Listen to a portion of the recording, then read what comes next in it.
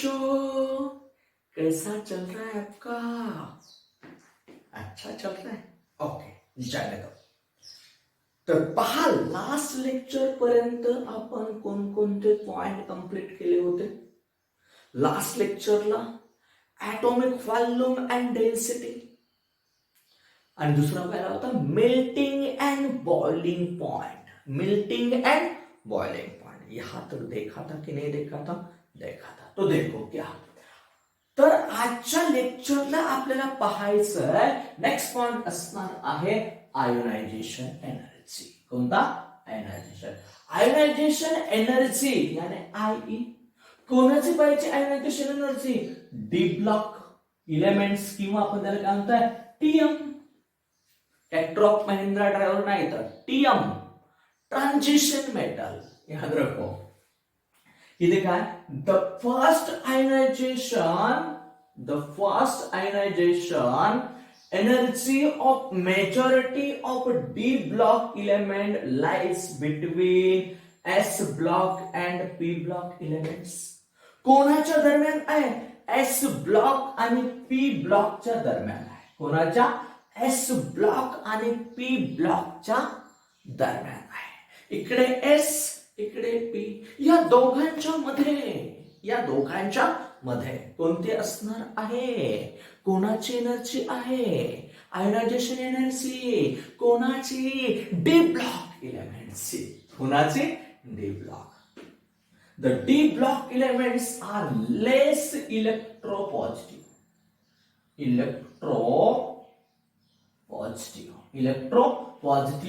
than कोणापेक्षा? Than S block and more electropositive than P block. कारण आपल्याला माहिती आहे एस ब्लॉक इलेमेंटची इलेक्ट्रॉन देण्याची टेंडन्सी खूप जादा आहे, म्हणून हे सगळ्यात जादा इलेक्ट्रोपॉझिटिव्ह. म्हणून आपण इथे काय म्हणतोय की D block elements R less electropositive than S block and more electropositive than P block. समझ में आया? तो क्या बोल रहे हैं यहाँ पे? That is ionization energy are higher than S block. S block पेक्षा ionization energy higher. S block पेक्षा ionization energy higher and less than P block. Less than P block. की इथे काय म्हणतोय आपण? Ionisation energy are higher than S block element and less than P block elements. समझ में आ रहा है कि नहीं आ रहा? खुद का दिमाग तो यूज करो तो बहुत अच्छा सा समझ में आएगा आपको. ओके, मेरा दिमाग यूज करने से कुछ नहीं मिलेगा. तो देखो आता 3D सिरीज जर कंपेअर केली, इथे काय आयोनायझेशन एनर्जी आहे, पण ही कोणती आहे? फर्स्ट आयोनायझेशन एनर्जी कशामध्ये आहे? किलो जूल पर मोल मध्ये आहे. ओके, 400, 600, 800, 1000, 1200. आता ग्रुप नंबर 3, 4, 5, 6, 7, 8, 9, 10, 11, 12 पर्यंतच आहे ना डी ब्लॉक. ओके, आता स्कॅन्डियम, टिटॅनियम, व्हॅनेडियम आणि क्रोमियम. आता एवढा जर आपण पार्ट बघितला तर याच्यामध्ये काय आहे? Ionisation energy. इथे पहा, ionisation energy increases from left to right in its race. म्हणजे स्कॅन्डियम पासून झिंक पर्यंत जाताना आयोनायझेशन एनर्जी काय होते? इन्क्रीज होते. लेफ्ट कडून राईट कडे जाताना, पुढे लेफ्ट टू राईट जाताना आयोनायझेशन एनर्जी इन्क्रीज होते. काय होते? आयोनायझेशन एनर्जी इन्क्रीज होते. The increases however is not regular. अशी कंटिन्युअसली रेग्युलर इन्क्रीज होते का? नाहीये, थोड़ा अप डाउन आहे. The increases however is not regular. कि यहाँ पे जो भी इंक्रीजिंग हो रहा है आयोनायझेशन एनर्जी, काय आयोनायझेशन एनर्जीचं इन्क्रीजिंग ऑर्डरने होते पण रेग्युलर इन्क्रीजिंग होत नाही. इथे काय म्हणतोय, for example, in case the first transition of the ionization energy of कोण scandium, titanium, vanadium and chromium are nearly close. बघा, स्कॅन्डियम, टिटॅनियम, व्हॅनाडियम, क्रोमियम यांची व्हॅल्यू जवळजवळ कशी असणार आहे, nearly close to one another. म्हणजे यांच्या व्हॅल्यूज मध्ये इतका डिफरन्स नाही, नियरली इक्वल. अँड सिमिलरली बघा, आता सिमिलरली इथला ग्रुप बघा कोण आहे इथे, आयरन, कोबाल्ट, निकेल, कॉपर यांची सुद्धा काय असणार आहे, यांच्या सुद्धा आयोनायझेशन एनर्जी मध्ये जादा डिफरन्स नाही. आहे का जादा डिफरन्स? आहे नाही. Is the regular. दिमाग में आया आयोनायझेशन एनर्जीचा इथपर्यंतचा पॉइंट. तर स्क्रीनशॉट मारून घ्या जल्दी, लवकर स्क्रीनशॉट मारून घ्या. मारल्या? ओके. तर काय लास्ट काय होतं, आपण काय पाहिलं होतं की ionisation energy is increases left to right, left right increase होते. त्याच्यानंतर ना स्कॅन्डियम, टिटॅनियम, व्हॅनाडियम, क्रोमियम यांचे नियरली इक्वल आहे किंवा रेग्युलरली इन्क्रीज नाही होत. इथपर्यंत झालं होतं. ग्राफिकल नेचर ड्रॉ केलं. तर नेक्स्ट काय सांगतोय, नेक्स्ट काय सांगतोय पहा. It is observed that in a given series, आता कोणते सिरीज असतील तुमच्याकडे, 3D असेल किंवा काय असणार आहे, 4D असेल किंवा 5D असेल. सिरीजचा ज्यादा स्टडी करत नाही. It is observed that in a given series the difference in ionization energy, ionization energy different आहे, different any two successive d block elements, म्हणजे जे दोन डी ब्लॉक इलेमेंट्स असणार आहेत त्या दोघांमधली आयोनायझेशन एनर्जी मध्ये डिफरन्स जरूर आहे. Successive, okay. काय म्हणतोय आपण, successive D block elements is much less than difference in case of successive S block and P block. म्हणजेच डी ब्लॉक इलेमेंट मधल्या दोन ऍटम्स मध्ये जो आयोनायझेशन एनर्जीचा डिफरन्स आहे तो कमी आहे. ऍज कम्पॅरेटिव्हली कोण, एस ब्लॉक आणि पी ब्लॉक. ऍज कम्पॅरेटिव्हली, काय म्हणतो मी, ऍज कम्पॅरेटिव्हली एस ब्लॉक आणि पी ब्लॉक पेक्षा डी ब्लॉक मधल्या इलेमेंटची काय डिफरन्स कमी आहे. कशामधला, आयोनायझेशन एनर्जी मधला. दिमाग में आया. पी ब्लॉक आणि एस ब्लॉक मध्ये जादा डिफरन्स असतो दोन सक्सेसिव्ह एलिमेंट मध्ये, पण इथे कमी. The increases in the ionization value किंवा ionization energy value in a given transition series explain on the basis of increasing nuclear charge and screening effect of n-1 d electron on and ns electron. म्हणजे ही जी ionisation energy value transition एलिमेंटची कशावरती आपण explain करणार, nuclear charge. पाहता जेवढे electron nucleus कडे खेचले जातील बघा, तेवढे आपल्याला इलेक्ट्रॉन बाहेर काढायला किंवा स्टॅबिलिटी क्रिएट झाले, इलेक्ट्रॉन रिमूव्ह करायला प्रॉब्लेम क्रिएट. म्हणून ते दिलंय. The increases in the ionization energy value in a given transition series is explained on the basis of increasing nuclear charge. कारण आपल्याला माहिती आहे, as we go from left to right, as we go from left to right, nuclear charge increases.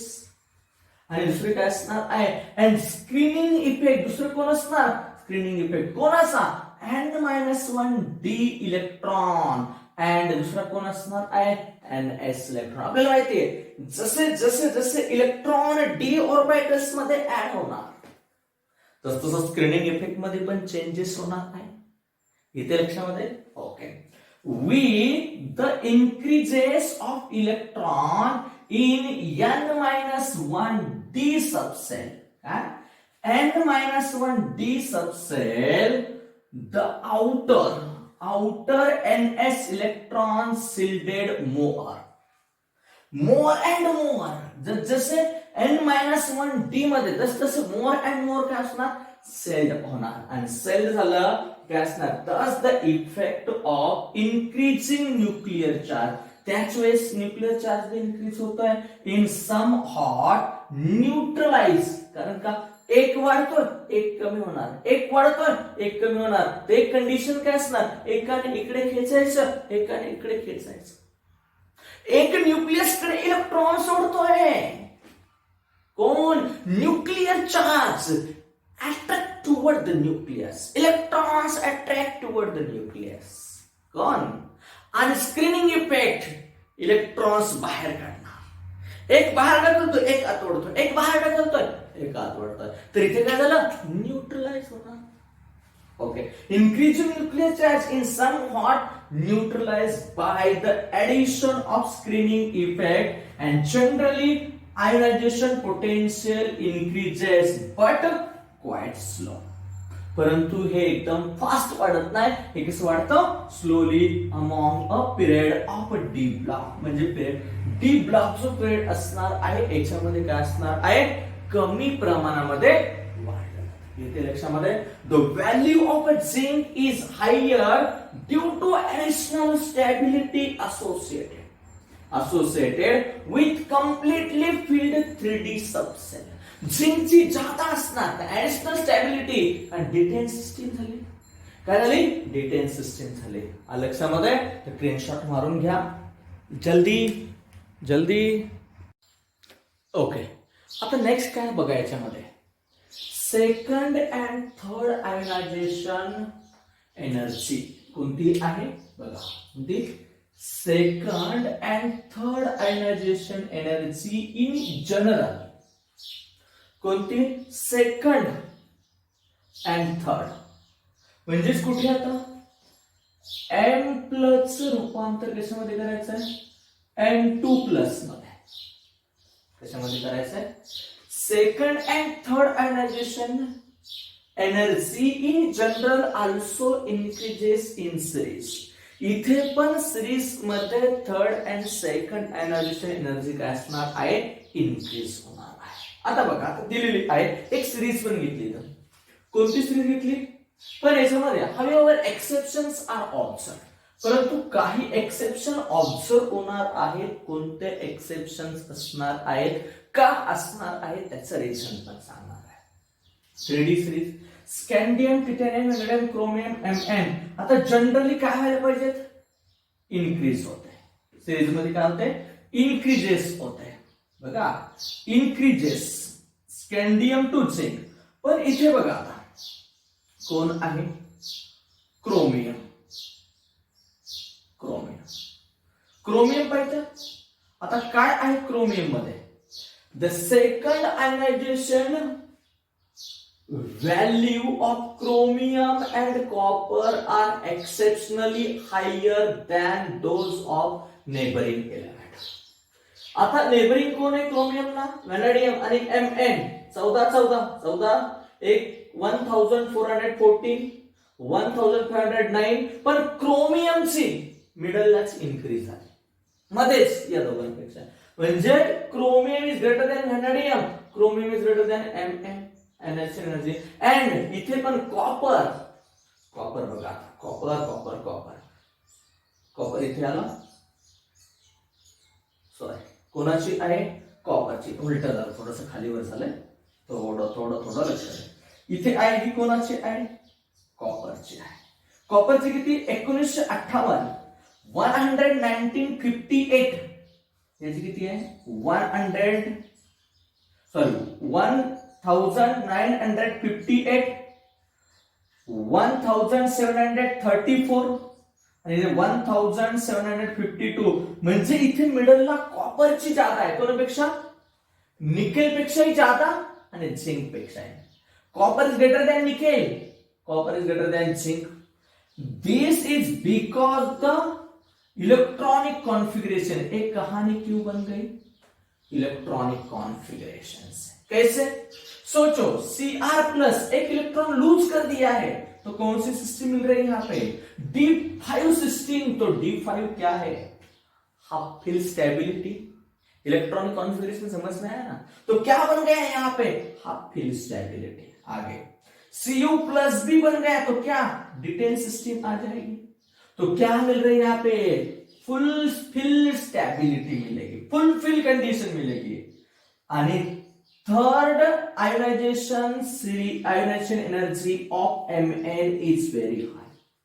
Third बघा आता, third कोणाची जादा आहे, Mn ची 3260. किती आहे, 3260, व्हेरी हाई आहे.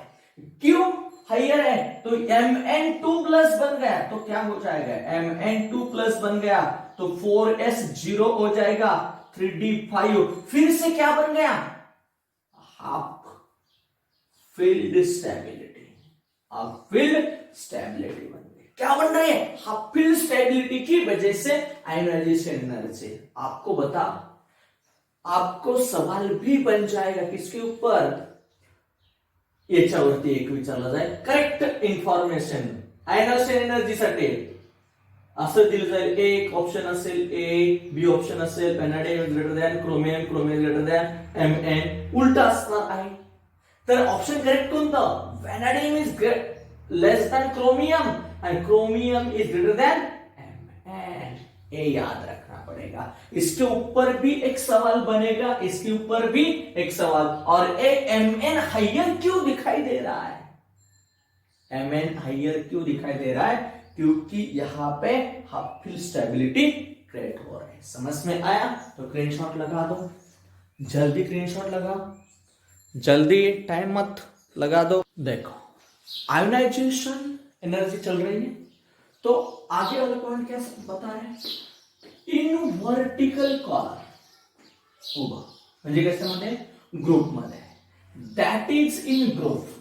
काय, in vertical column that is in group, the first ionisation energy decreases from first member to second member. म्हणजे स्कॅन्डियमचे खाली एट्टाडियम, first member to second member in the most of the cases as expected. परंतु काही केस मध्ये exception पण असणार. However, third member higher value than second member. काय, third वाला हायर आहे, टॉप टू बॉटम कडे काय होते, डिक्रीज होते. फर्स्ट पेक्षा सेकंडची कमी आहे, पण सेकंड पेक्षा थर्डची कशी आहे, जादा. This is due to the lengthened contraction. थर्डची जादा असण्यामागचं रिझन असणार आहे lengthened contraction. Top to bottom कडे कमी होत जाते, 3D 4D 5D 6D, परंतु 5D ची 4D पेक्षा जादा आहे, तिथे रिझन काय आहे, lengthened contraction. दिमाग में आया, तो आगे एक पॉइंट देखना है हमें, significance of ionisation energy. Significance एक इंपॉर्टेंट है, इसके ऊपर सवाल भी बनता है, तो IMP बोलना है. The thermodynamic stability of the compound of the transition metal in different oxidation state. म्हणजे thermodynamically stability of the compound of the transition metal in different oxidation state can be predicted on the value of ionization energy. म्हणजे वेगवेगळ्या oxidation स्टेटला thermodynamic stability वेगवेगळी असणार आहे, आणि हे कशावरून find करणार आपण, आयोनायझेशन एनर्जी वरून फाइंड करणार. आता काय सांगताय, smaller the value of ionisation energy, ionisation एनर्जीची व्हॅल्यू कशी असेल, smaller of the metal stable in the compound of particular oxidation state. म्हणजे ज्या ऑक्सिडेशन स्टेटला आयोनायझेशन एनर्जी कशी असणार आहे, स्मॉलर व्हॅल्यू असेल तर लक्षात ठेवायचं की त्या व्हॅल्यूला तो कंपाऊंड कसा असणार आहे, मोर स्टेबल असणार आहे. दिमाग लगाए तो सोचो आगे. एग्जाम्पल क्या, nickel second compound are more stable than platinum second. आता प्लॅटिनम काय, निकेलची पण ऑक्सिडेशन स्टेट तीच आहे, +2 आहे, आणि प्लॅटिनमची पण +2 आहे. पण इथे काय म्हणतोय, निकेल सेकंड कंपाउंड म्हणजे Ni2 plus compound are more stable than platinum second. तो रिझन बघा. तर निकेलची Ie1 फर्स्ट आयोनायझेशन एनर्जी आणि सेकंड आयोनायझेशन एनर्जी. निकेलची first ionisation energy and second ionisation energy total किती आहे, 2.49 into 10⁻³ किलो जूल पर मोल. परंतु तीच प्लॅटिनमची किती आहे, 2.66 into 10⁻³ किलो जूल पर मोल. आपल्याला माहिती आहे की थर्मोडायनामिक स्टॅबिलिटी कशावर डिपेंड आहे, आयोनायझेशन एनर्जी. ज्या कंपाऊंडची आयोनायझेशन एनर्जी कमी, त्या पर्टिक्युलर ऑक्सिडेशन स्टेट फाइंड करायची आणि नंतर ठरवायचं. इथे लक्षामध्ये तिथे काय असणार. देन आता पुढे काय दिलंय, while platinum 4 plus compound are more stable than nickel 4 plus. इथे उलट आहे, इथे निकेल सेकंड मोर स्टेबल होता, इथे कोण आहे, प्लॅटिनम 4 प्लस. तर इथे असणार आता पहा, Ie1, Ie2, Ie3, Ie4 first ionisation energy, second ionisation energy, third ionisation energy, fourth ionisation. तर निकेलची किती आहे बघा, 11.29 into 10⁻³ किलो जूल पर मोल. आणि प्लॅटिनमची किती आहे, 9.36 है कि नहीं का. तो यहाँ पे प्लैटिनम 4 थर्मोडायनामिकली मोर स्टेबल, यहाँ पे निकेल सेकंड. आणि ये थर्मोडायनामिक स्टेबिलिटी किसके ऊपर डिपेंड कर रही है, आयोनाइजेशन एनर्जी के ऊपर डिपेंड कर रही है. तो याद हुआ. तो एग्जांपल देखो इसका, K2PtCl6 having platinum 4th is well known stable compound of platinum. इथे प्लॅटिनमचा एक वेल नोन कंपाऊंड येतोय, बरोबर. Where the corresponding compound of nickel does not exist. म्हणजे निकेल तिथे तो कंपाऊंड शो करत नाही, कारण का निकेल कसा आहे, अनस्टेबल आहे.